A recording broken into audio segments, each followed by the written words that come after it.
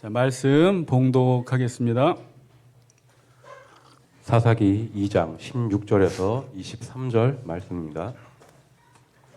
여호와께서 사사들을 세우사 노략자의 손에서 그들을 구원하게 하셨으나 그들이 그 사사들에게도 순종하지 아니하고 오히려 다른 신들을 따라가 음행하며 그들에게 절하고 여호와의 명령을 순종하던 그들의 조상들이 행하던 길에서 속히 치우쳐 떠나서 그와 같이 행하지 아니하였더라. 여호와께서 그들을 위하여 사사들을 세우실 때에는 그 사사와 함께 하셨고 그 사사가 사는 날 동안에는 여호와께서 그들을 대적의 손에서 구원하셨으니 이는 그들이 대적에게 압박과 괴롭게 함을 받아 슬피 부르짖음으로 여호와께서 뜻을 돌이키셨음이거늘 그 사사가 죽은 후에는 그들이 돌이켜 그들의 조상들보다 더욱 타락하여 다른 신들을 따라 섬기며 그들에게 절하고 그들의 행위와 배역한 길을 그치지 아니하였으므로 여호와께서 이스라엘에게 진노하여 이르시되 이 백성이 내가 그들의 조상들에게 명령한 언약을 어기고 나의 목소리를 순종하지 아니하였은즉 나도 여호수아가 죽을 때에 남겨둔 이방 민족들을 다시는 그들 앞에서 하나도 쫓아내지 아니하리니 이는 이스라엘이 그들의 조상들이 지킨 것 같이 나 여호와의 도를 지켜 행하나 아니하나 그들을 시험하려 함이라 하시니라. 여호와께서 그 이방 민족들을 머물러 두사 그들을 속히 쫓아내지 아니하셨으며 여호수아의 손에 넘겨주지 아니하셨더라. 아멘. 네, 감사합니다. 옆 사람과 인사합시다. 하나님 안에 있는 것이 복입니다. 이렇게 인사합시다.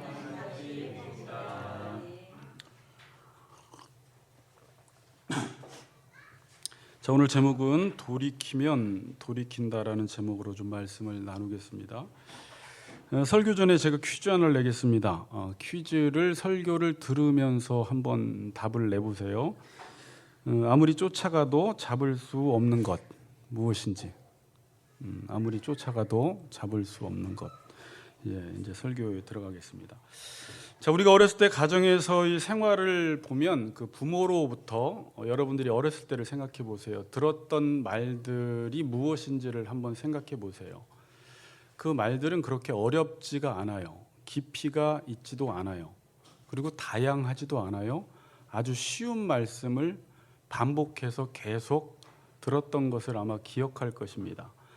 몇 자 적어보면 밥 먹어, 맨날 골고루 먹어, 이거 먹어, 뭐 저거 먹지 마, 뭐 일찍 들어와, 조심히 들어와, 너무 늦게까지 놀지 마, 뭐 공부 열심히 해라는 부모도 있고 아닌 부모도 있고요. 또 신앙적으로 키울 때는 일어나 교회 가자, 또 성경 읽어, 다른 사람들 비난하고 욕하지 마, 기도하자, 뭐 이런 말들을 듣고 자라왔습니다. 매일 같은 말의 반복이었어요. 어머니 아버지가 우리에게 한 말은 어려운 말이 하나도 없고 이 정도의 말들을 계속 반복해서 우리에게 주셨다라는 것입니다. 그래서 자녀들은 이 부모의 말을 뭐라고 합니까? 잔소리라고 이야기를 합니다. 그 당시에는 왜 이렇게 부모님이 나에게 같은 말을 반복해서 하시는지 참 지겨웠어요. 그래서 엄마, 아빠 잔소리 좀 그만해. 나 다 알아들었어. 내가 알아서 할게. 이런 식으로 우리가 반응을 했습니다. 근데 이제 커서 생각해 보니까 그것이 부모님이 정말 나를 사랑하셔서 또 나에 대한 관심과 사랑이 깊으셔서 나를 위해서 했던 말이구나라는 것을 우리가 깨닫게 됩니다. 그러니까 이런 말들은요, 아무나 우리에게 해줄 수 있는 말이 아니라 나를 사랑하는 사람만, 나에 대해서 깊은 관심이 있는 사람만, 내가 정말 잘 살았으면 좋겠다는 소원을 가지고 있는 사람들만 나에게 해줄 수 있다라는 말이에요. 이런 잔소리는 다른 사람이나 다른 곳에서는 듣기가 힘듭니다. 여러분 학교나 사회나 직장에 가면 이런 말을 계속 해주는 사람은 드물어요. 혹시 교회에서 목사님들이 좀 사랑이 많아서 계속 잔소리하는 분들은 계시지만 다른 세상에 나가면 이렇게 말하는 사람 없어요. 만약 우리가 어떤 것을 하지 않고 대인관계 속에서 우리가 뭔가 책임과 의무를 다하지 않으면 처음에는 우리에게 어떤 것을 요청하지만 그리고 잔소리를 하지만 그걸 계속 안 할 때는 회사에서 무엇인가를 안 하고 사람과의 관계 속에서 의무를 다하지 않으면 그냥 회사에서 잘려버리든지 그냥 관계가 끊어져요. 어느 날 회사에 내 책상이 없지. 사장이 끝까지 우리를 참고 기다려주면서 계속 잔소리하면서 그 일을 할 때까지 참아주는 사장은 없다라는 것입니다. 일 못하면 자르고 다른 사람 그 자리에 채워넣어요. 자, 이 사사기서를 보고 있으면 이 하나님과 이스라엘 백성들과의 관계를 보고 있으면 마치 가정에서 부모가 자녀에게 잔소리를 하는 것 같아요. 자, 이제 2장을 우리가 살펴봤는데 한번 그걸 여러분들이 약간 부모 입장에서 또 자녀 입장에서 한번 생각해 보면 하나님이 이스라엘 백성들에게 나 너한테 언약을 어긴 적이 없어. 그리고 앞으로도 안 어길 거야.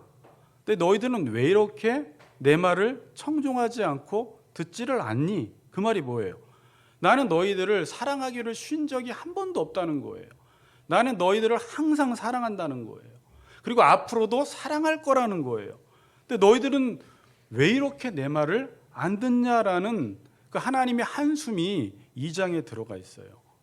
그리고 오늘 2장 16절부터 본문을 보는데 우리 이정민 집사님이 읽으셨는데 저도 좀 다른 내용을 설교하고 싶은데 별다른 내용이 나오지 않고 또 반복되는 내용이 나온다라는 것입니다.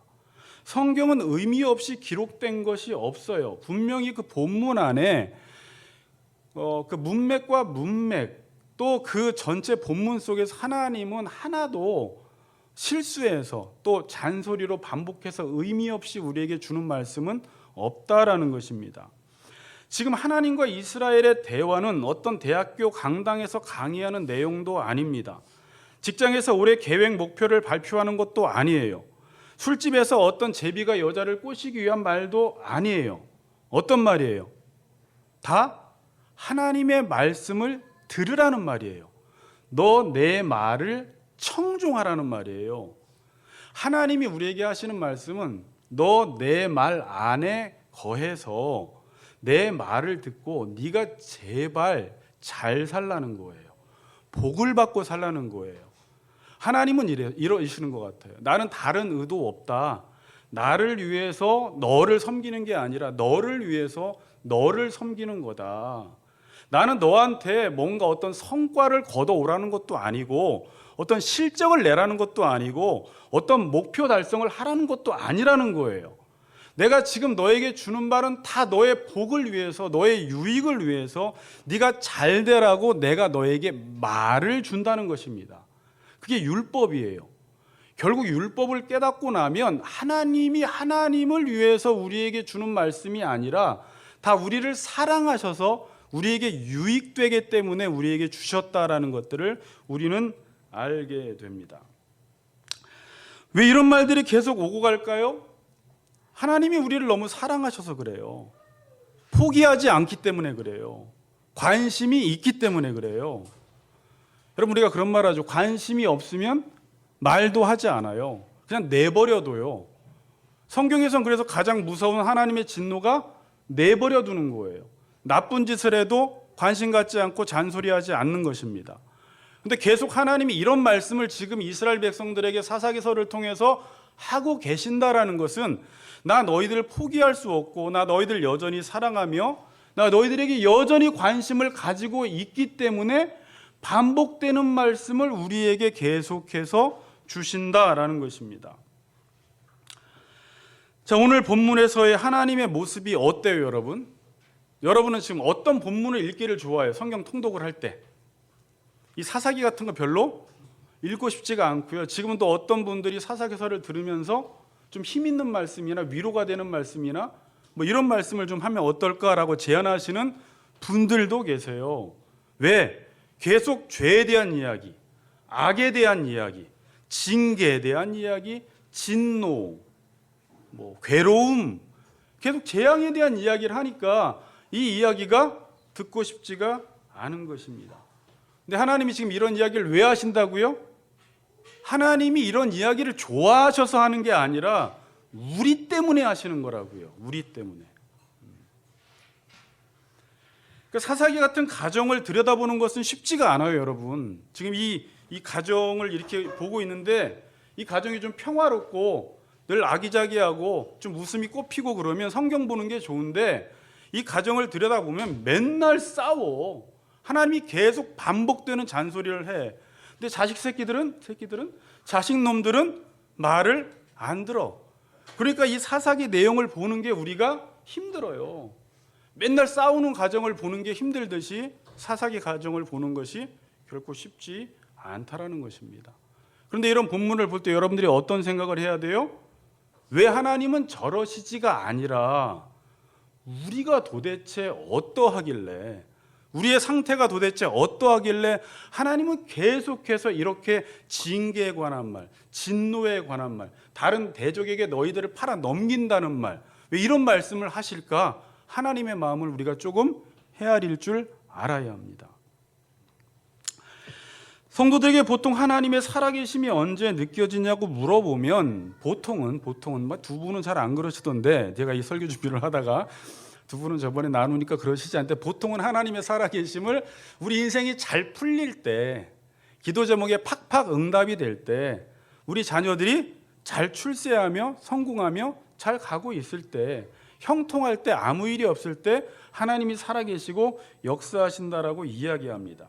근데 반대로 내 인생 속에서 사사기서처럼 노략을 당하고 징계를 당하고 괴로움을 당할 때는 주로 어떻게 생각해요? 하나님이 우리를 사랑하시지 않는다라고 생각을 합니다. 자, 근데 여러분들이 오늘 본문에 보시면 주어로 하나님이 이렇게 많이 등장하시는 적이 없어요. 자, 봅시다. 14절부터 봅시다.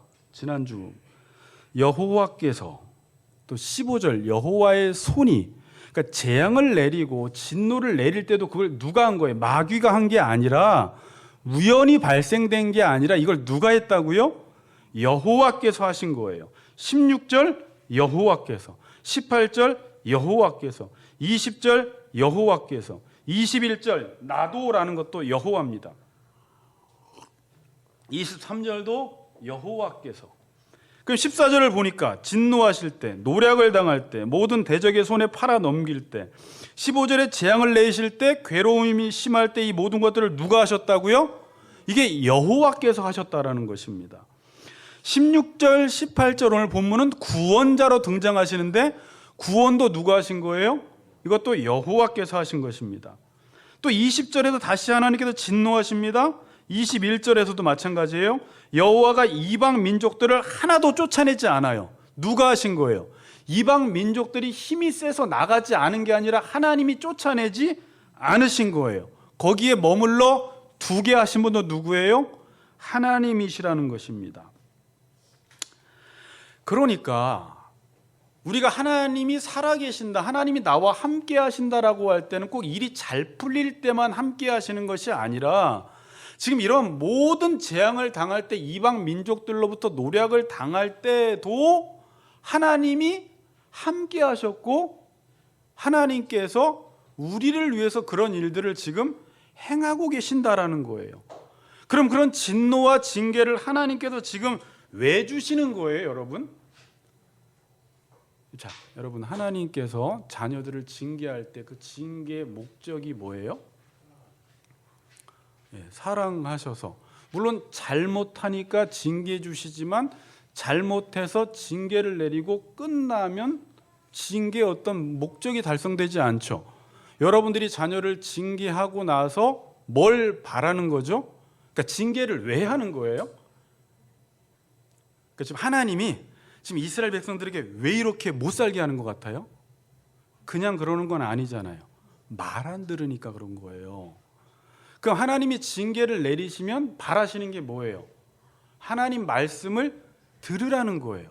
그러니까 징계를 통해서 여호와의 말씀을 듣고, 왜 들어야 돼요? 들어야지 잘 살고 복을 받기 때문에. 근데 자녀가 지금 하나님의 말씀을 안 들으면, 이방신을 섬기면 잘 산다라고 착각해서 이방신을 섬기는데, 하나님은 그것이 반드시 처음에는 좋지만 나중에 재앙이라는 사실을 알고 하나님이 먼저 손을 대시는 이유가 뭐냐면, 돌이켜서 내 말을 듣고 살아서 다시 복을 받으라는 거예요. 이게 징계의 목적입니다. 자, 그런데 복과 징계는 둘 다 하나님이 하나님의 백성들을 사랑해서 주시는 것인데 징계를 내렸는데 여호와의 말씀을 듣지 않는 것이 지금 이스라엘 백성들의 문제예요. 그러니까 징계가 지금 효력이 없는 거예요. 자, 이럴 때 이제 부모는 지금 어려운 말 하는 거 아니죠? 너무 힘들어요. 여러분 가정에서 자녀를 키우다가 자녀가 지금 계속 엄마 아빠의 말을 안 듣고 나가서 자기가 하고 싶은 대로 사는데 그게 자녀들은 좋아서 그걸 하지만 그 길의 끝이 어떠한지 부모들은 인생을 살아본 사람으로서 알아요. 그래서 징계를 내렸어요. 처음에 한 대 때렸어요. 안 돌아와요. 말 안 들어요. 10대 때렸어요. 또 안 들어요. 뭐 어떻게 죽여야 되나요? 그러니까 죽일 수도 없어요. 그렇다고 사랑하면요 버릴 수도 없어요. 근데 말을 안 들어요. 그런데 같이 살아야 돼요. 어떻겠어요? 하나님의 지금 마음이 너무 힘든 거예요. 그러니까 아까 사장이면 그냥 일을 못하고 말 안 들으면 잘라버리면 돼요. 근데 이건 자녀예요. 내 자식이 내 배에서 났어요. 하나님이 하나님의 자녀들이에요. 버릴 수도 없고 죽일 수도 없고 매를 아무리 대도 돌아오지 않고 말을 안 들어요. 어떻게 해야 되느냐가 하나님의 근심과 고민이고 이따 단어 살펴보겠지만 하나님의 깊은 한숨이 담겨져 있어요. 자, 이제 본문을 보는데 16절부터 이제 하나씩 살펴볼게요. 16절이 하나님이 구원이고요. 이제 일단 참고하세요. 17절이 이스라엘의 배교예요. 그리고 18절이 또 하나님의 구원이고 19절이 또 이스라엘의 배교예요. 자, 이게 너무 단순하지만 왜 이렇게 단순한 말을 반복할까라고 할 게 아니라 여러분들이 이 안에 있는 의미들을 잘 새겨봐야 돼요. 16절 여호와께서 사사들을 세우사 노략자의 손에서 그들을 구원하게 하셨으니 구원해 주셨죠. 언제 구원해 주신 거예요? 우리가 전주에 살펴보았지만 이방신들을 섬겨서 그들이 지금 재앙을 당하고 진노를 당하고 노략을 당하고 이방인들이 그들을 못 살게 해요 지금. 그러니까 하나님이 사사를 세워서 그들의 괴로움으로부터 벗어나도록 구원을 하셨어요. 그럼 17절 보세요. 구원을 하셨으면 우리가 일반적인 생각으로는 어떻게 해야 돼요? 하나님 감사합니다. 그리고 다시 하나님의 말을 듣고 하나님을 섬겨야 되는데 17절은 다시 이스라엘이 배교를 한다는 거예요. 그들이 그 사사들에게 순종하지 아니하고 오히려 저는 동그라미 쳤어요. 오히려 다른 신들을 따라가 음행하며 그들에게 절하고 여호와의 명령을 순종하던 그들의 조상들이 행하던 길에서 어떻게 해요? 속히 치우쳐 떠나서 그와 같이 행하지 아니하였더라. 하나님이 구원해 주면 감사하고 고마워해야 하고 또 하나님의 말씀에 이제 하나님 말씀 잘 듣고 살아야 되겠다고 결단하며 하나님께로 돌아와야 되는데 오히려 다른 신들을 따라가는 거예요. 자식한테 잘해줬어요. 어려움 당했어요. 그래서 엄마가 뒤처리 아빠가 뒤처리 다 해줬어요. 그럼 다시 그 말대로 살 줄 알았는데 그 뒤처리 해결이 다 되면 다시 또 자기가 하고 싶은 대로 살아가는 거예요. 자, 그럼 제가 질문할게요. 그럼 하나님이 지금 이스라엘 백성들을 하나님 고민 있잖아요. 구원해 주어야 돼요? 말아야 돼요? 이게 하나님의 큰 고민이에요. 근데 하나님은 구원해 주세요. 이게 뭐냐면 하나님의 불붙는 사랑이에요. 네 부모가 너를 버릴지라도 나는 너를 버리지 않는다. 그러니까 버리면 부모도 편안할 수는 있어요. 편안하다는 말이 참 그렇지만 자식도 부모로부터 그런 잔소리를 안 듣고 매 안 듣고 편안할 수는 있겠지만 복을 못 받기 때문에 하나님은 창세전에 하나님의 백성들에게 복을 주기로 작정하셨기 때문에 절대 이 자녀를 놓지 않아요. 그래서 하나님의 가정이 이런 싸움이 일어날 수밖에 없어요, 여러분. 그러니까 부모가 자녀를 너무 사랑하는 그 가정에서는 이러한 싸움이 일어날 수밖에 없어요. 어떤 가정이 겉으로 보기에는 되게 평안한데 서로 무심하고 무관심하고 서로 터치하지 않으면요, 이런 일들이 일어나지 않습니다. 사사기서 같은 내용이 등장하지 않아요. 그러나 하나님은 포기할 수 없기 때문에 지금 이러한 일들이 발생되는 거예요. 18절 보세요. 다시 하나님이 구원하십니다. 그러니까 오히려 이방신을 따라가는데 또 하나님은 어떻게 하세요? 사랑하시니까 또 구원하신다는 거예요. 여호와께서 그들을 위하여 사사들을 세우실 때에는 그 사사와 함께 하셨고 그 사사가 사는 날 동안에 여호와께서 그들을 대적의 손에서 구원하셨으니 이는 그들이 대적에게 뭐예요? 압박과 괴롭게 함을 받아 슬피 부르짖음으로 여호와께서 뜻을 돌이키셨거늘. 자, 그들이 이방신을 따라가니까 또 어떻게 돼요? 대적에게 압박과 괴롭게 함을 받아 슬피 부르짖어요. 그러니까 하나님이 또 부모된 입장에서 자식을 보니까 너무 안쓰러워 불쌍해 긍휼히 여기는 마음을 가지고 하나님이 어떻게 하셨다고요?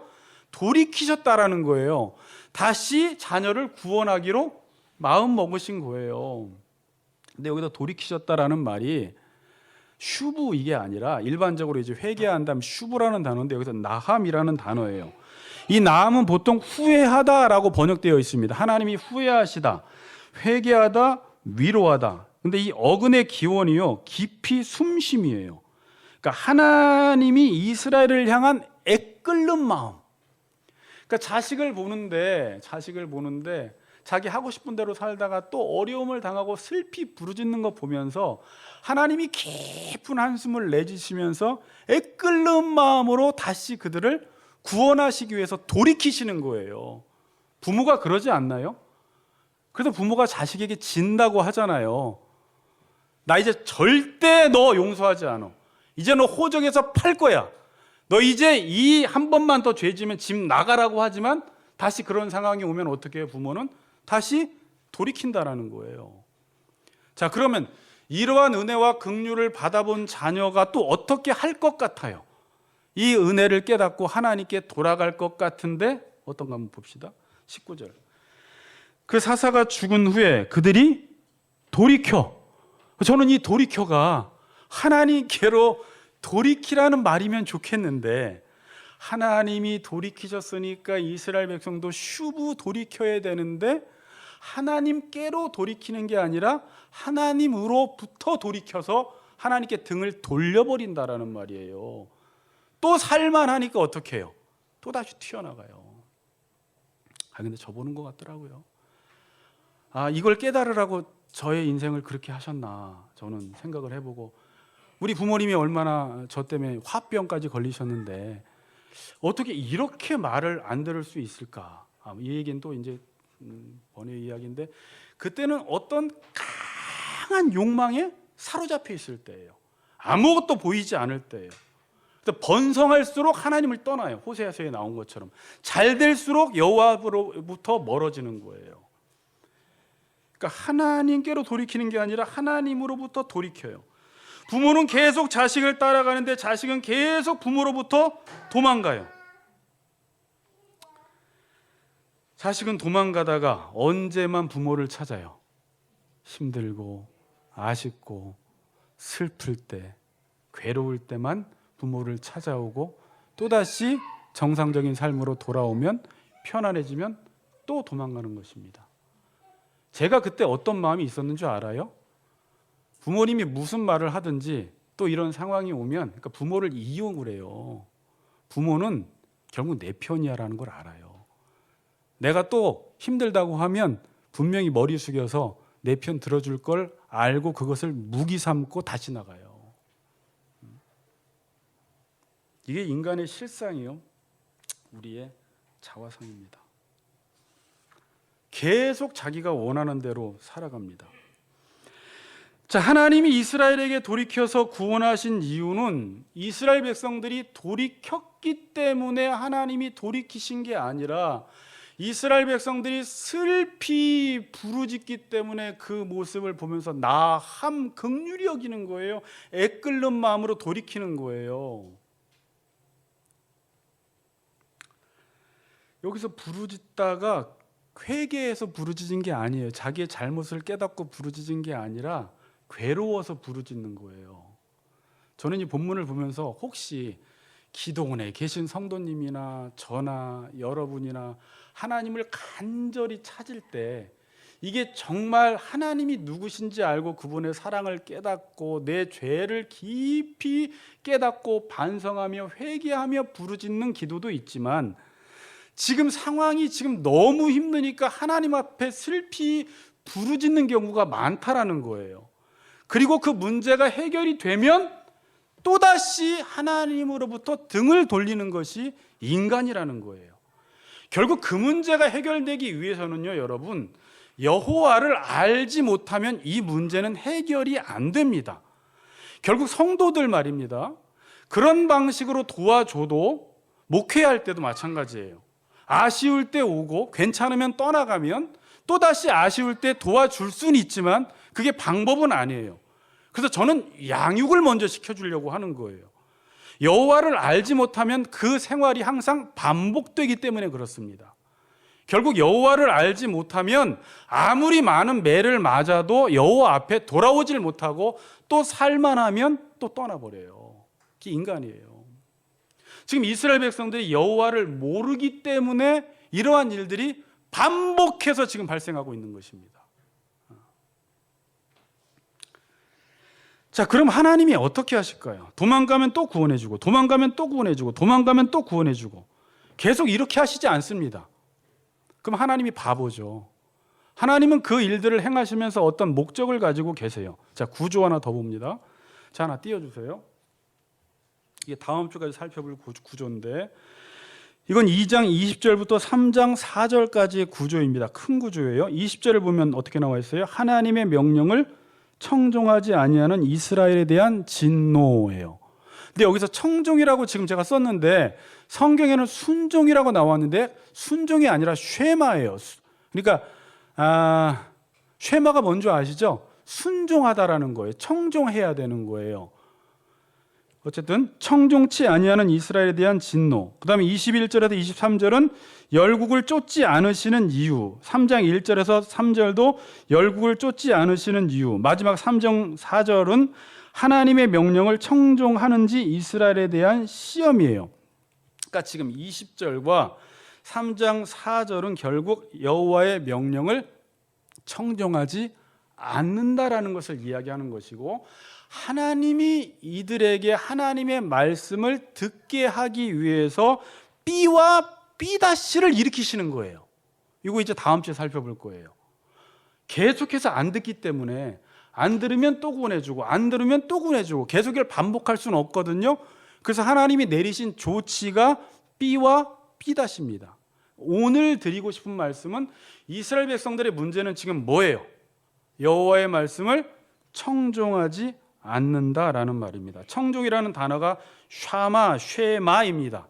신명기 6장 4절에 나온 이스라엘아 들으라 할 때 쉐마라는 단어예요. 그러니까 지금 하나님의 아픔과 슬픔은 이스라엘 백성들이 하나님의 명령을 청종하지 않는다는 데 있어요. 이게 얼마나 무섭냐면요, 하나님이 이스라엘 백성들을 구원하신 이유는 하나님 말씀 듣고 살라고 구원하신 거예요. 그러니까 구원의 목적 자체가 하나님의 말씀을 듣는 건데, 구원을 시켜놨는데 여호와의 말씀을 듣지 않으면 구원이 잘못되면 실패로 돌아가요. 그러니까 여호와의 말씀을 듣는다라는 것은 그 정도로 중요해요. 하나님의 아픔과 슬픔은 지금 이스라엘 백성들이 하나님의 명령을 청종하지 않는 거예요. 그러니까 쉐마 교육, 듣는 교육은 하나님이 가장 중요하게 생각하시는 교육입니다. 그러니까 유태인들이 어떤 교육을 가장 중요하게 생각했어요? 이 쉐마 교육, 듣는 교육을 가장 중요하게 생각했어요. 성경에서 듣는다라고 할 때는요, 여러분, 여러분 영상 보셨죠? 4분짜리. 단순히 정보를 듣는 걸 말하지 않고 듣고 행하는 것을 말해요. 성경에서는 그냥 듣는다라고 말하면 그게 행한다라는 의미까지 내포되어 있어요. 쉐마라는 단어 안에는 듣고 행한다라는 의미가 다 포함되어 있는 것입니다. 그래서 성경은 듣고 행하는 자가 복이 있다고 해요. 그래서 당연히 들으면 행해야 돼요. 자, 이렇게 봐요. 그래서 듣지 않는 거 보니까 뭐 안 한 거예요? 행하지 않은 것입니다. 자, 한국 교인들이 지금 윤리가 없다 그래요? 행함이 없다 그래요? 그럼 지금 행함이 없고 윤리가 없다라는 말은 지금 뭐 안 하고 있다라는 거예요? 말씀을 많이 듣고 있는 것 같지만 듣지 않았다라는 것을 증명해 주는 거예요. 어떤 성도가 오랫동안 교회를 다녔는데 행함이 없다. 근데 설교는 일주일에 10편 듣는다. 그건 듣는 게 아니라는 거예요. 자, 제가 요즘 이제 뭐 필리핀도 가야 되고 또 앞으로 영어 공부도 해야 되고 해야 되니까 영어 회화를 요즘 좀 부지런히 듣고 있는데 주아쌤이라는 분이 뭐 한번 찾아보세요. 영어 잘 가르치더라고요. 주아쌤이라는 분이 이런 말을 하는데 딱 꽂혔어요. 듣는 영어 하지 말고 하는 영어를 하라는 거예요. 당연한 거죠. 듣는 영어 하지 말고 하는 영어를 해라. 아무리 많은 영어 강의를 들어도 자기가 하지 못하면 아무것도 아니다. 하기 위해서는 계속해서 훈련해야 한다는 것이죠. 말하는 것을. 그러니까 강의만 많이 듣는다고 해서 영어가 잘 되는 게 아니라 자기의 뇌 구조를 바꿔서 훈련하지 않으면 영어가 되지를 않는다라는 거예요. 지금 하나님은 우리에게 듣는 말씀이 아니라 하는 말씀, 순종하는 말씀, 행위가 있는 말씀대로 살라는 거예요.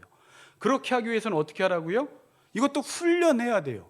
경건에 이르기를 연습하지 않으면 아무리 많은 말씀을 들어도 그 말씀대로 살지 못합니다. 계속 듣기만 하고 되지도 않았으면서 된 줄로 착각하게 되는 것입니다.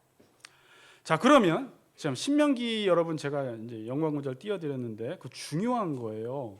쉐마 이스라엘. 자, 왜 들어야 돼요? 그러니까 자, 이렇게 하나님 백성들이 하나님의 말씀을 왜 들어야 되냐면 신명기에서는 6장 5절에 이렇게 말을 해요. 너는 마음을 다하고 뜻을 다하고 힘을 다하여 내 하나님 여호와를 사랑하라. 자, 그럼 신앙 교육의 목표가 뭐예요? 여호와를 사랑하고 여호와를 섬기는 것입니다.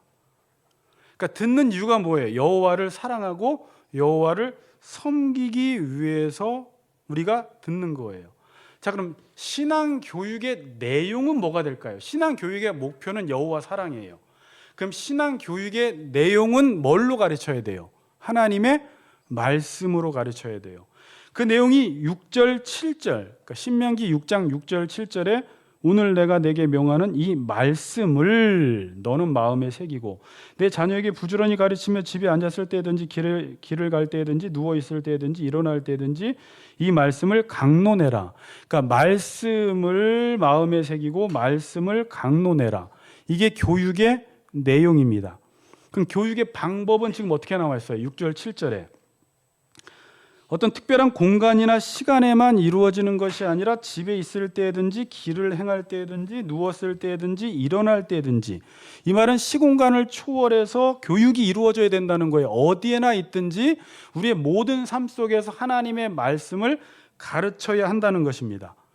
근데 이 모든 것들을 가능하게 하는 게 뭐냐면 들어야지 이게 가능하다라는 거예요. 자, 여러분, 저는 이제 이걸 설교하면서 이게 얼마나 중요하냐면 우리가 아무리 교회에서 여러분 이번 1년 목표는 우리가 교육 목표는 여호와를 사랑하는 것입니다. 그리고 여호와를 사랑하기 위해서 여러 가지 계획들을 세워요. 그리고 이 교육의 내용은 말씀입니다. 그래서 말씀 가르치는 여러 가지 계획들을 세워요. 그리고 우리가 일상의 삶 속에서 하나님의 말씀을 배워야 합니다. 교육의 방법까지 우리가 세워요. 그런데 하나님의 말씀을 듣지 않으면 이 모든 것들이 다 헛수고로 돌아가요. 그래서 아무리 교회 시스템이 좋아도 그 대상, 그 교육의 학습자들이 하나님의 말씀을 들을 줄 모르면 이 교육이 이루어지지를 않습니다. 목사님 다 설교 들었는데요. 말씀 들었는데요. 행하지 않으면 들은 게 아니라는 거예요. 그럼 이들은 지금 뭘 행하고 있어요? 이스라엘 백성들은 이방신을 따라가는 것을 행하고 있어요. 악을 행하고 있어요. 17절 보세요. 그들이 그 사사들에게도 순종하지 아니하고 오히려 다른 신들을 따라 음행하며 그들에게 절하고 여호와의 명령을 순종하던 그들의 조상들이 행하던, 조상들은 그걸 행했어요. 길에서 속히 치우쳐 떠나서 그와 같이 뭐하지 않아요? 행하지 아니하였더라. 19절 그 사사가 죽은 후에는 그들이 돌이켜 그들의 조상들보다 더욱 타락하여 다른 신들을 따라 섬기며 그들에게 절하고 그들의 행위와 패역한 길을 그치지 아니하였으므로. 우리는 어떻게 이들이 이렇게 살아갈 수 있는가 하지만 이들이 이렇게 살아가는 이유가 뭐예요? 여호와의 말씀을 듣지 않은 것입니다. 자, 여러분, 여호와의 말씀을 왜 안 들을까요? 사람들이 하나님의 말씀을 왜 안 들어요?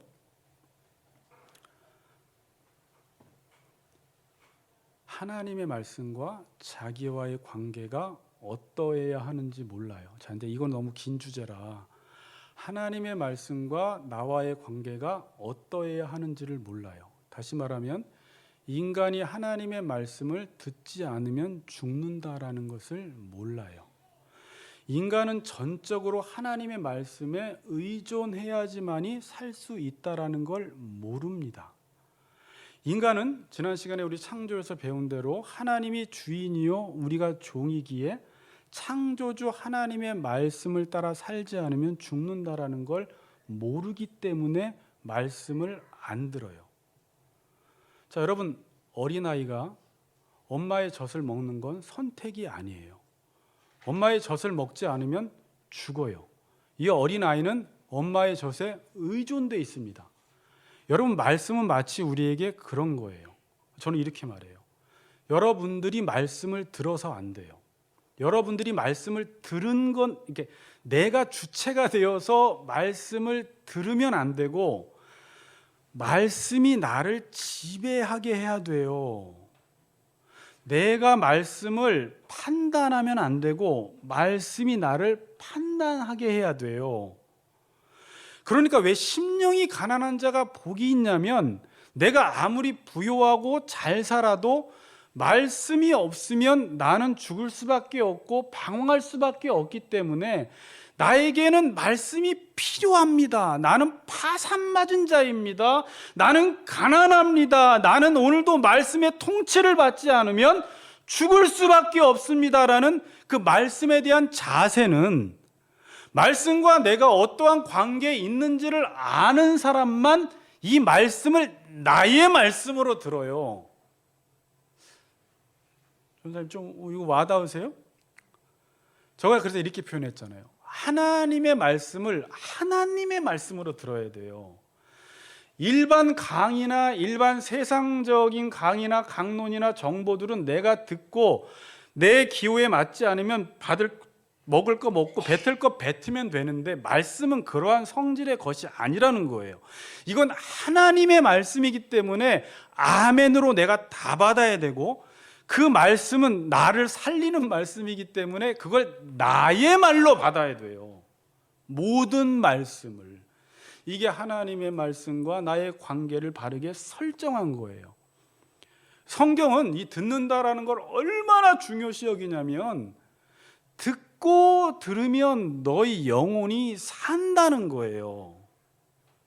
근데 여러분 이걸 고민해 봐야 돼요. 나는 이렇게 많은 하나님의 말씀을 듣고 있음에도 불구하고 왜 삶이 변화되지 않을까라는 것은 어디서부터 문제가 있는지 한번 생각해 봐야 돼요. 많은 사람들이 하나님의 말씀을 그 하나님의 말씀의 권위를 인정하지 않고 자기와 동급으로 생각해서 그 말씀을 때로는 비난도 하고 판단도 하고, 그러니까 여러분 판단해야 될 때는 그게 하나님 말씀이냐 아니냐는 판단을 해야 돼요. 그래서 아닌 건 듣지 말아야 되는데 이게 하나님의 말씀이 우리에게 전해질 때는 그 말씀을 하나님의 말씀으로 받고 겸손하게 두렵고 떨림으로 그 말씀을 청종하면 그 말씀이 내 마음속에 새겨져서 그 말씀은 운동력이 있기 때문에 좌우의 날선 어떤 검보다 예리해서 이 말씀 에너지가 나의 관절과 골수를 찔러 쪼개서 우리의 삶을 움직이게 만드는 게 말씀의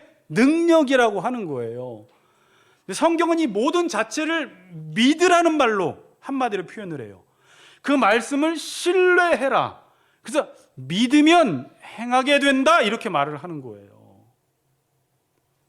지금 여러분이나 여러분 자녀나 지금 저나 하나님 말씀을 대할 때 말씀과 여러분이 어떤 관계 설정을 해놓고 말씀을 듣습니까? 보통 사람들이 자기가 주인이라고 생각하기 때문에 말씀을 그냥 자기의 취사 선택을 하는 거예요. 지금 설교도 그렇게 들어요.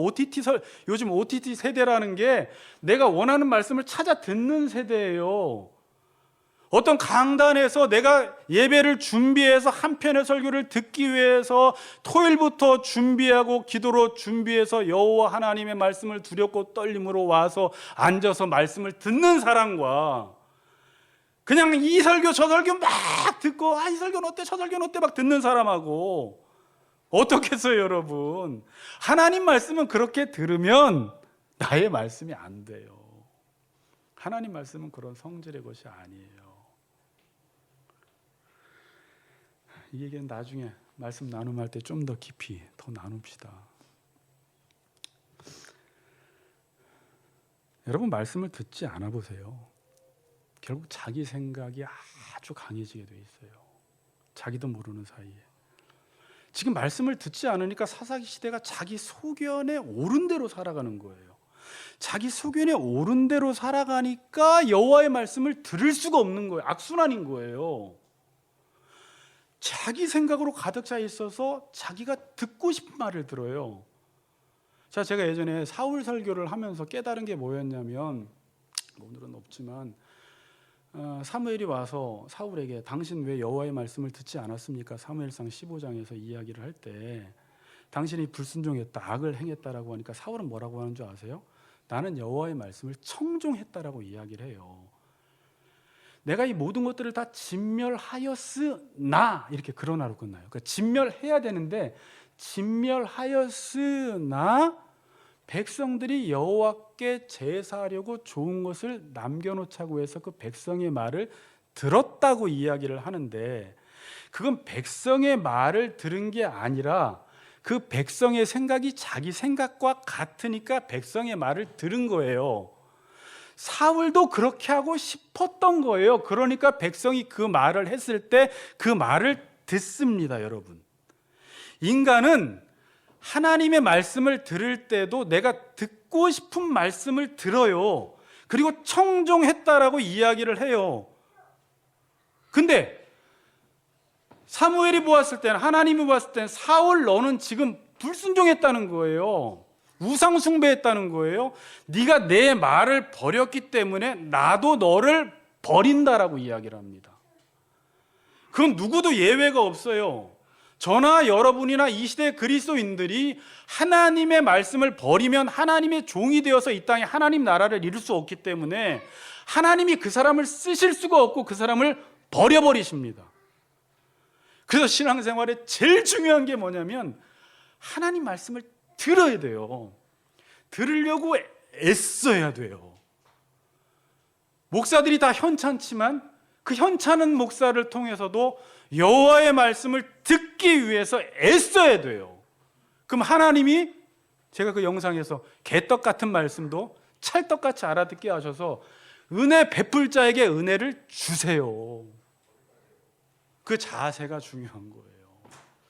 이스라엘 백성들은 지금 여호와의 말씀을 청종하지 않아서, 말씀을 듣지 않아서 아무리 징계를 내려도 또다시 하나님이 구원해 주시면 또다시 더 멀리 하나님을 떠나가는 것입니다.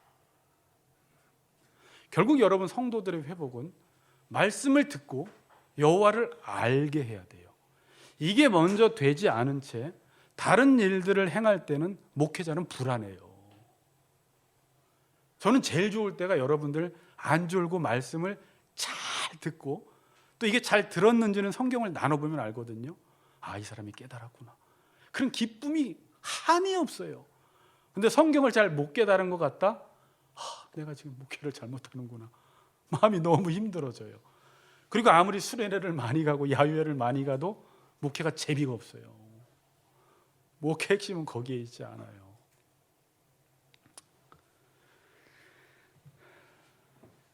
결론을 맺을게요, 여러분. 하나님은 우리를 사랑하세요, 여러분. 하나님은 우리를 사랑하지 않는 적이 한 번도 없으세요. 그런데 하나님은 때로는 당근과 때로는 채찍으로 우리에게 다가옵니다. 언제 채찍으로 우리에게 다가오세요? 하나님이 채찍을 좋아하시는 분이 아니세요. 하나님이 사사기처럼 우리에게 다가오실 때는 하나님께 문제가 있는 게 아니라 우리에게 문제가 있어요.